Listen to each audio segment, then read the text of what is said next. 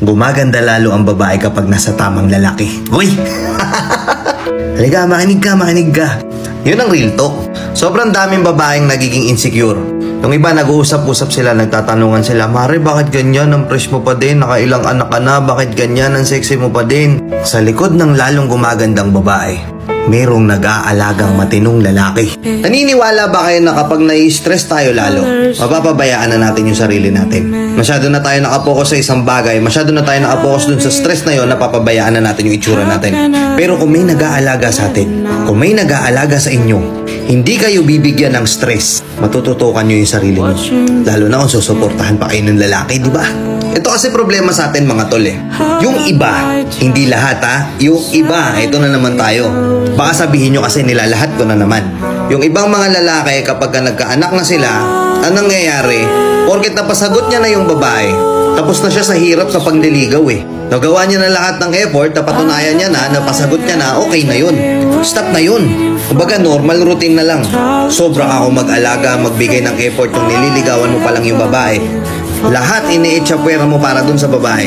Andyan ka palagi. Halos ispoil din mo yung babae. Pero nung napasagot mo na, ano nangyari? Titigil ka, di ba? Ngayon, ito si babae, nag-expect pa rin siya na sana bumalik yung dating ikaw. Kaso ang problema, nung nagkaanak kayo, hindi na. Utang nangyari, ginawa mong katulong yung misis mo. Siya na sa lahat.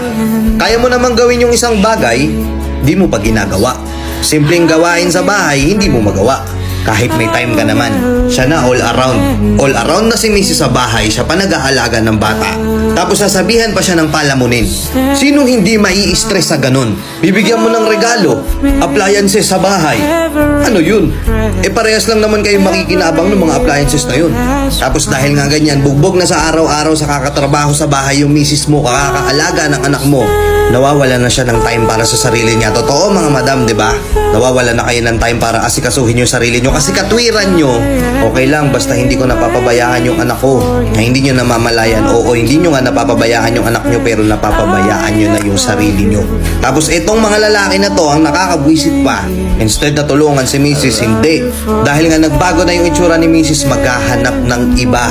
Maghahanap ng mas bata, maghahanap ng mas fresh. Tama ba yun? Kasi oo, nagbago yung itsura ni Mrs. hindi lang dahil sa kanya, kasalanan mo yun, hindi mo inalagaan. Tapos ano, porkit gamit mo na, parang disposable na baso, pagkatapos mong inuman, itatapon mo na lang, maghahanap ka ng iba. Tapos isisisi mo lahat sa kanya. Sa totoo lang, napakahirap maging housewife. Kung akala natin na mahirap magtrabaho, oo, mahirap magtrabaho, pero mahirap din ang gawain sa bahay. Na kailangan malinis palagi, kailangan yung anak mo hindi nanggigitata. Ubus yung oras mo dun.